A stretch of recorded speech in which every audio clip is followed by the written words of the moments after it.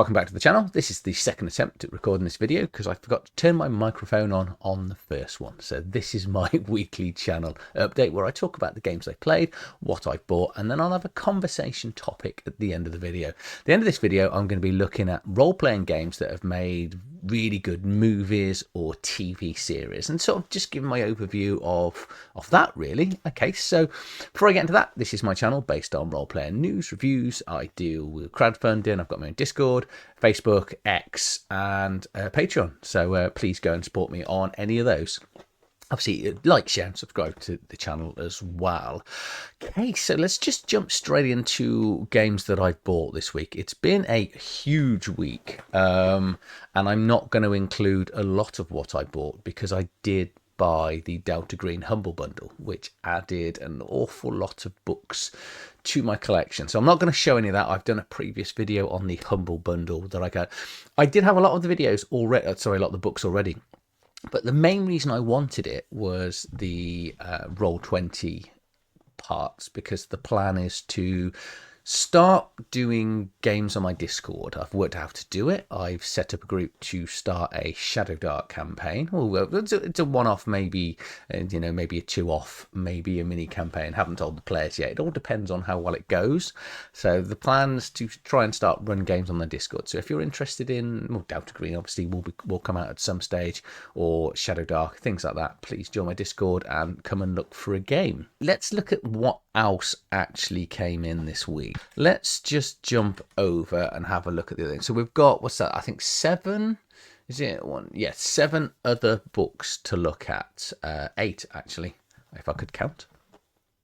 So the first one here is AetherDark. Now this isn't actually live on Kickstarter. It's coming in the next a few weeks to a month, so I'm not going to sort of cover too much of it because I will be doing a review to run alongside the Kickstarter. So this is a preview copy that has been very kindly sent to me by Mika here. Okay, it's huge. It's 308 pages. It's based on I'm gonna say sort of AD&D sort of Spelljammer. It's that sort of game where you are playing a game, so interdimensional, going on to different planes of existence. It's got all the combat rules. It's all hyperlinked, which, you know, I really like in here. But you are, so it's in essence, to me, this very much feels like Spelljammer for AetherDark. It's absolutely rampacked on making your ships, the crew of your ships, the morale, different things that people do. The art is fantastic. Again, loads of random tables. Everything you would expect from a AetherDark book campaign is in here. But that's all I'm going to show. So different like crew events, etc. So I'll give you an idea of the contents. Just spend a little bit of time on that. So, you know, so we've got the crew, the ships, gameplay, traveling around, so going from the different planes of existence, a whole games master section. You're still going to need AetherDark to run inside it. Details about the ether itself, the terrain, and then a absolute ton of pages about worlds and enemies at the back. Okay, so this isn't, I assume it's pretty much a complete version. Obviously, things might change between the Kickstarter and the full release, so but the review is coming. I will be releasing that I think the plans to probably release it around about the same time as the Kickstarter, if not a couple of days before. Okay, so something I actually bought is Celtic Shadows, or Celtic Shadows, depending on, I'm assuming Celtic, by Brian Doherty and William, oh dear, Murakarim Bundage, I think, which is a AetherDark campaign setting, which, say, Brian Doherty, I've got an interview coming up with him. We're sort of trying to sort of get our diaries aligned because he wrote Femora, which is a fantastic book, and then he's got a source book, adventure book that runs alongside that.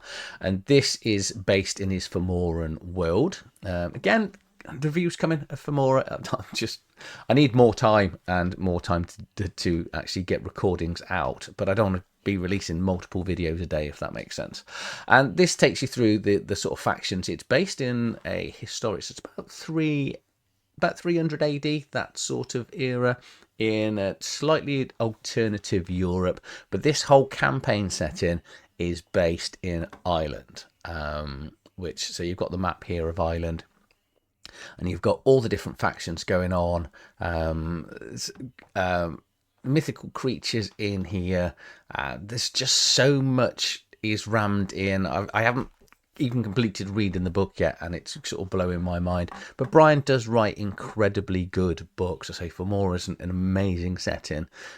So I will get the review out for this, and I will do this as well. This is what I bought this with the intention of running it on my channel, but there's something else I'm going to be running initially, and then we'll sort of see where it goes. But if you're into sort of 3rd century Celtic myths and sort of fantasy Shadowdark, then I'm gonna recommend this. You know, it's a great book. You'll listen from my unboxing that I picked up 3 Fallout books. So we've got the quick start rules, which is the starter set, the main core rule book, and the campaign here, Winter of Atom. I've had the PDF of the rule book for Fallout, but so Modifius had a sale on it, and I couldn't resist buying all 3 of the books and some of the dice. But I'm really liking this. Again, need more time to actually get into and read and play this. One of my friends, RX Oliver, is trying to get me on his channel we're trying to do a one shot, but again, it's just trying to get diaries together. Again, this will be reviewed at some stage. We've got the Kickstarter, sorry, the box set starter rules here as well, which comes with a campaign, a load of chips or tokens. So it's got the cola bottle tokens for the money and currency in the game, load of pre-generated characters. I bought the DM screens. We've got all the DM screen stuff that goes in there. It does fit in the box, but it doesn't fit in the box when you put the dice in as well, which is slightly annoying. And then this wonderfully interesting, I've read the idea of this campaign, which is campaign setting for the Fallout, so Winter of Atom, which again RX Oliver has started to run on his YouTube channel, so go and check it out if you want to see the sort of campaign in flow. But this is, 250-page campaign, so it's good. Then I've got my next purchase, and I bought this at the same time as Celtic Shadows, and both of these are published by Menagerie Press. And this is Rats of All, is it Gol? That's it. Again by William Markham Brundage, and I think it's William Beers here, which is an 82-page campaign adventure setting, or so I thought. And what it actually turned out to be was 7 adventures that are kind of the same theme. I thought it was going to be, when I read it, compatible Shadowdark for beginning 1st to 5th level, but as it turned out, it's not quite what I expected. It is some really good individual adventures with some really good, interesting maps, great dungeon experience, and special rules for each of the 7 places. But what I was hoping for was a 1st to 5th level campaign to run on my channel. These look like great one-shots. It looks like the sort of thing that I could easily sort of move into a campaign. But I will do a full review of this and a breakdown of the missions, trying to do it without spoilers. Okay. And then I'm going to come on to my favourite book of the week, if not probably one of my favourite books that I've read in a very long time. I've got a full review coming of this, and this is The Righteous Vow, that was sent to me by Bill Harvard. He was like, I've got the second one. The second one's out. It's been floating around Facebook and places, so a few people have got this. And I was trying to buy it the other day, jumped into TTRPG. I couldn't find it. And then weirdly, that evening, Bill messaged me and he went, would you like a copy of Righteous Vow? And I was like, again, only a fool says no. It's something free to look at, to potentially play, and obviously, it's stuff to put out on the channel. And I was like, okay, well, would it make sense to have the first one? So he then kindly sent me the first one. And boy, this is utterly fantastic. It's probably the best starting adventure that I've ever read, I think. Spoilers when you watch the review. It's absolutely fantastic. I'm not going to go too much into it because I know that my players will watch this video, so this is the adventure. Do not watch my review video. I've put a pre-spoiler start bit in there, and I've basically said, you know, now you get out. So I'm not even going to show any of this. The review is on there, so go and find it. It's 72 pages. It's absolutely fantastic. This is what I'm now running on my Discord. So all the prep work that I did over the past few days is out. I'm taking all the maps off Roll20. This also comes with all the maps, and it's got player maps and GM maps included as well. So really excited to get this going. I think we're starting in 2 weeks time, or a week Monday. So it's going to be a one-shot, but we might then evolve this into, just will sort of say it is a sort of, there's a multiple dungeon crawl with a hex crawl all built within in a perfectly unique location. So it really is a good, fantastic, well, a fantastic little adventure. Say little, 72 pages. He classes it as a zine. That's still quite a long read for me. And then volume 2, I'll show a little bit of that. Haven't even looked at this really. I sort of just got into, and I was like, oh, 162 pages. Bill did message me to say, you know, it's twice as long. But this starts differently. So it does have the hex crawl right at the start. So, and then you, like the previous book, we've got Rumours Encounters. Now, I don't know whether this follows on, whether it's a completely separate story or not, because I haven't got into it. But there are cool rat men, men made of rice. I'm leaving that in. But his layouts are really good, because he does this introduction, bit of a disclaimer, then the overview of the adventure, which he does in the first one as well, and then it will sort of break down the acts and what's going on. It's really good and incredibly well laid out. So any of those you can pick up. Really do recommend Righteous Vow. And obviously, if you want ancient Celtic stuff, go for Celtic Shadows. AetherDark, can't get that yet, so sorry about that. And Fallout obviously does look good. I say that this rats does look really interesting, but it's kind of not what I wanted for to run on my one shots. But yeah, I've had a good week. I'm pretty impressed and pleased with everything I've got. Okay, so games I've played 4. So Thursday night was Down Darker Trails, which took a very dark turn. So I'm the deputy, and one of the deputized people went against my sheriff, against my deputy, and sort of broke into the jail this week. And I was holding someone prisoner with a deliberate attempt to remove them from a meeting, because they are quite a deadly killer. And my deputized helper broke into the jail when I wasn't there and returned him to try and get him back to that meeting. So I think that's going to take quite a dark turn on tomorrow, on Thursday. So, and I'm not sure how it's going to go, because my character isn't going to take that lightly. So it's going to be, it'll be interesting to see what comes out. Friday night, I'm still carrying on with Pulp Cthulhu. This week is my last ever one. I am stepping away from the campaign. So they go into a break anyway. So I think they do, it's like 12 weeks on, 12 weeks off, and it goes into a break. But so it's all coming on YouTube, on the Infinite Monkey Tale. So do watch it there. Watch it live on Twitch. I say tomorrow night, well, Friday night will be my last ever thing on there. It's just too late for me. I'm absolutely loving it, but finishing at midnight, midnight, at my age is hard work. I'm just so tired. I absolutely love it, but it is very, very tiring. Saturday night, I'm playing Savage Worlds every other week on the RX Oliver's channel. Again, that goes live out on Chris, I can't remember his name. I'm really sorry. I'll link it in the video description. So it goes live on his Twitch. I think it's it's not going to come back to me.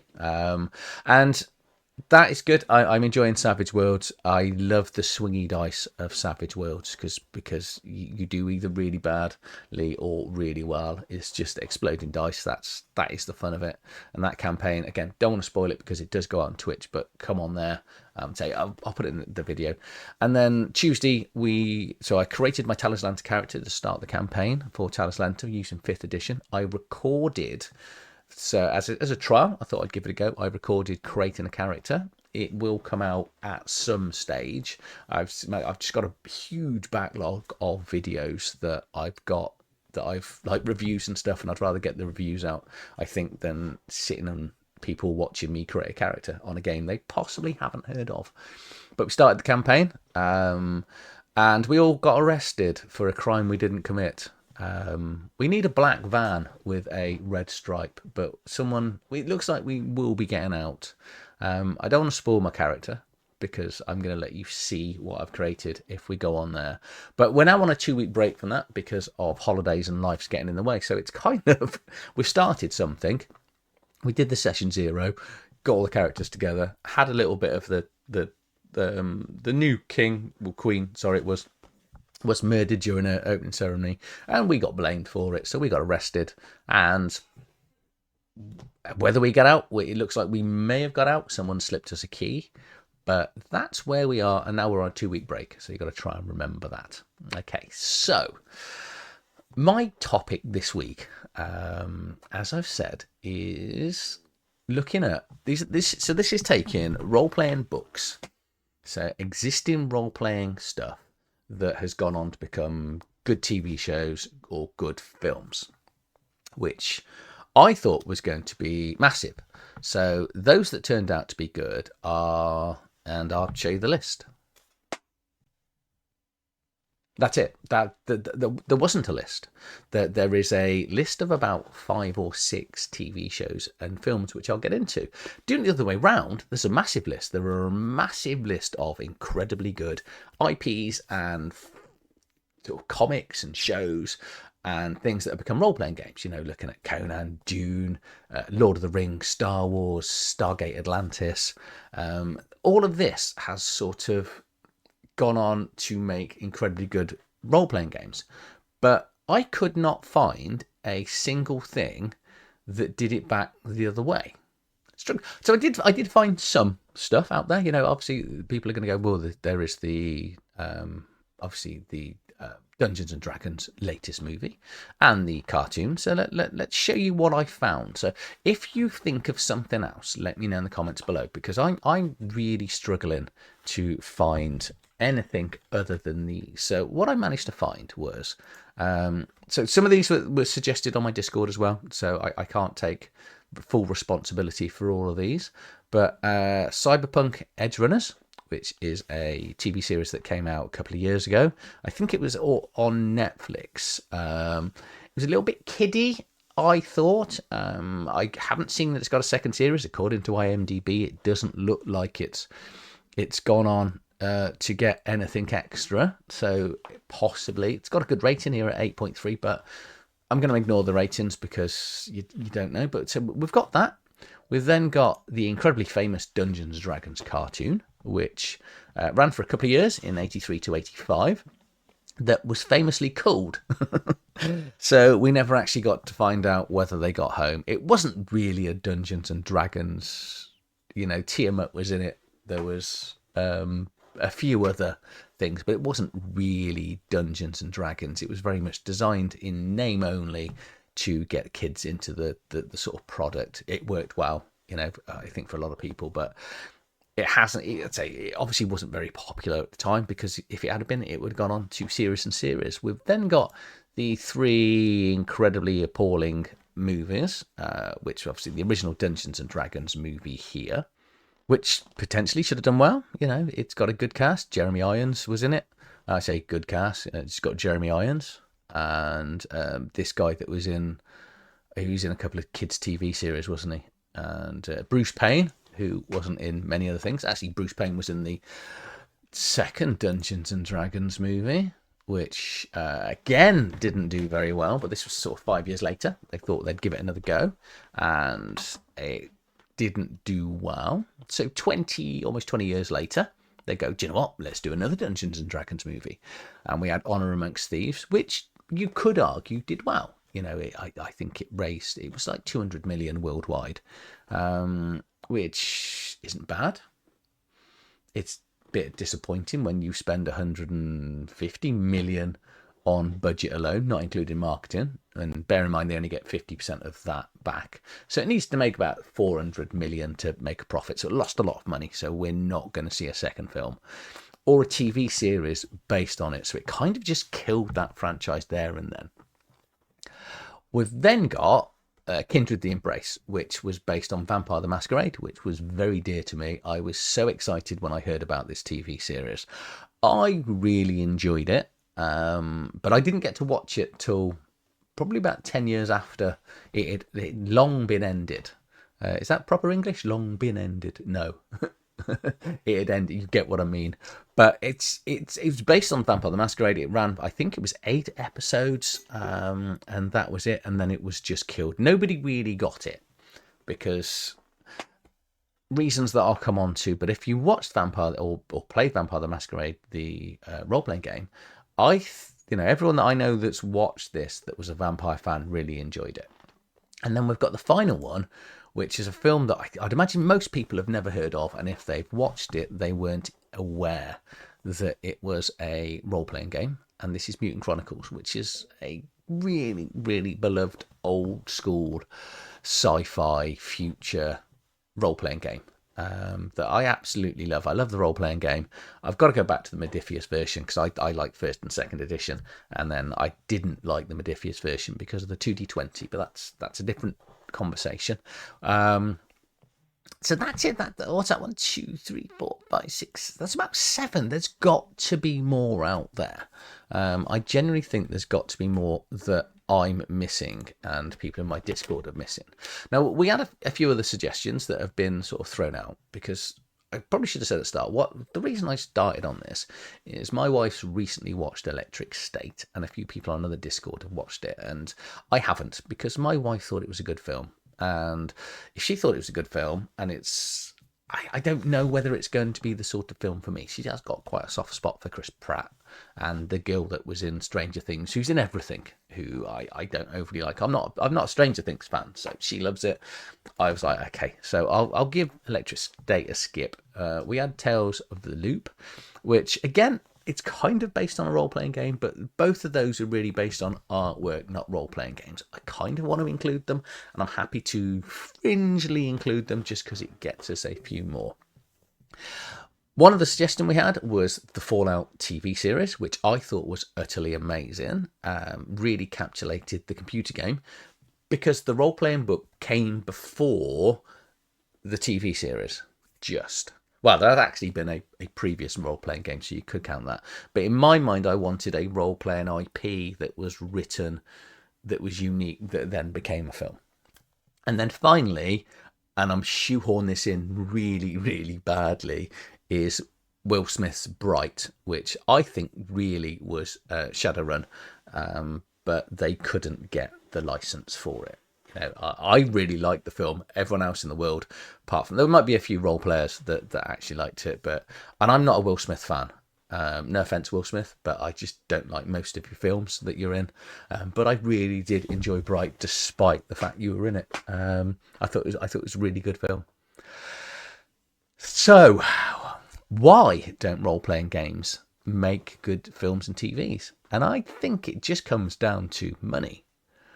Generally, I do is we are, we're fans of our hobby, obviously, and we want to see something good made out of our hobby, and we want to see something, a film, TV series. Now, there is a TV series of Dungeons and Dragons coming that's coming to Netflix, and I've done a video on that, so I don't want to get into that thing, but that kind of maybe gives us hope that there will be things, because Dungeons and Dragons equates to round about, I think it's about 80 or 90% of all books sold. And, it's going through this transitional period at the moment where 2014's edition isn't doing as well as Hasbro want to do, but it's still obviously outselling everything else in the market by a long way.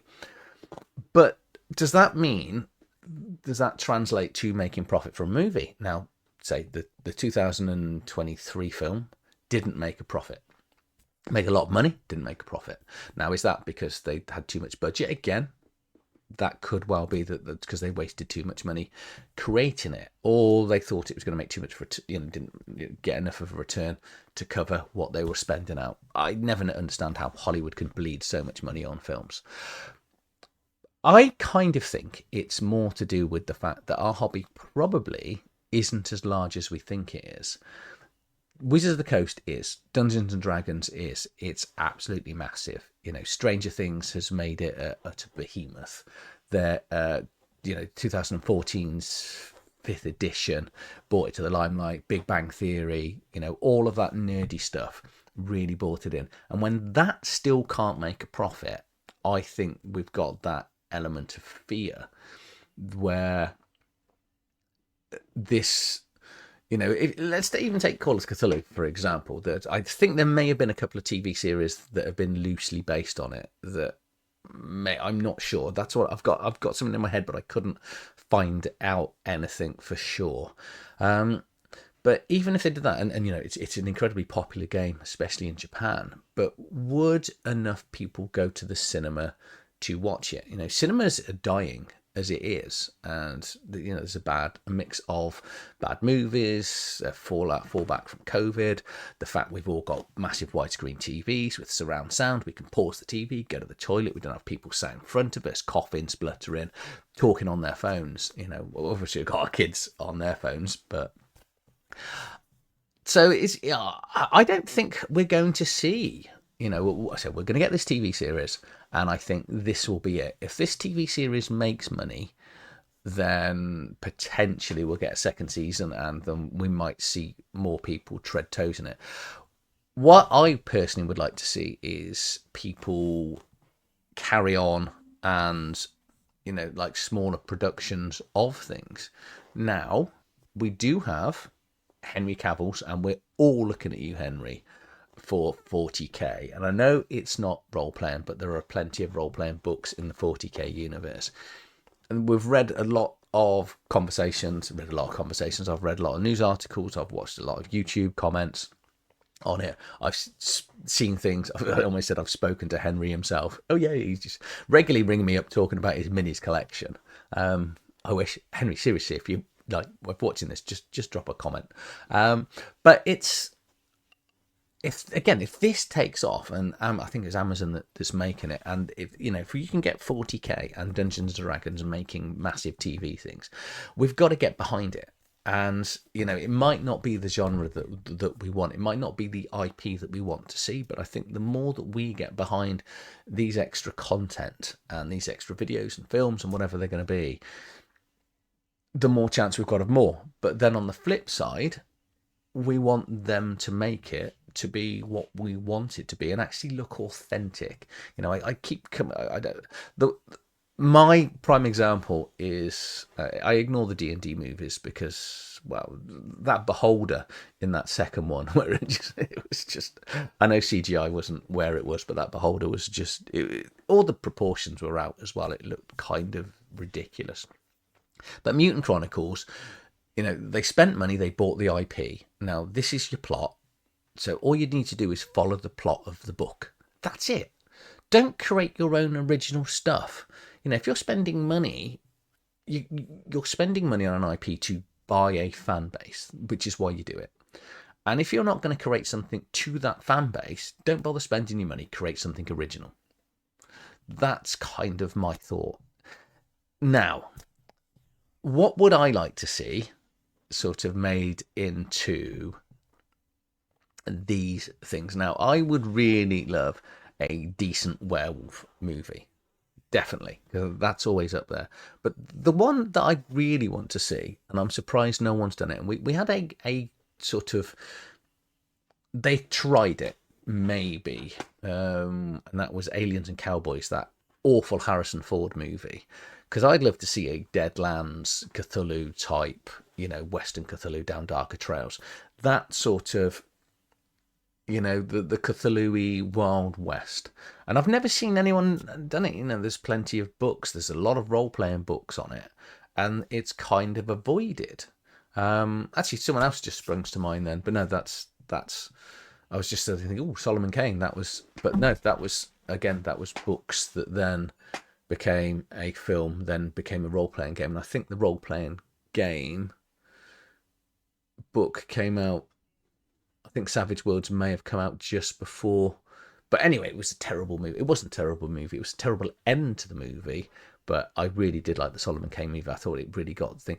So, but again, didn't make money, didn't get a sequel. So I think there probably isn't just enough money in this. But let me know what you think. You know, what films would you like to see? What would you like to see in TV series? Have I missed films out? There must be Call of Cthulhu movies and TV series that I just can't think of. And people on my Discord, don't just blame me. I threw it out to the Discord, so I can blame them too. Anyway, that's my ramblings for this week. If you've enjoyed this video, please like, share, subscribe to the channel. I'll see you on the next video. Thank you for watching.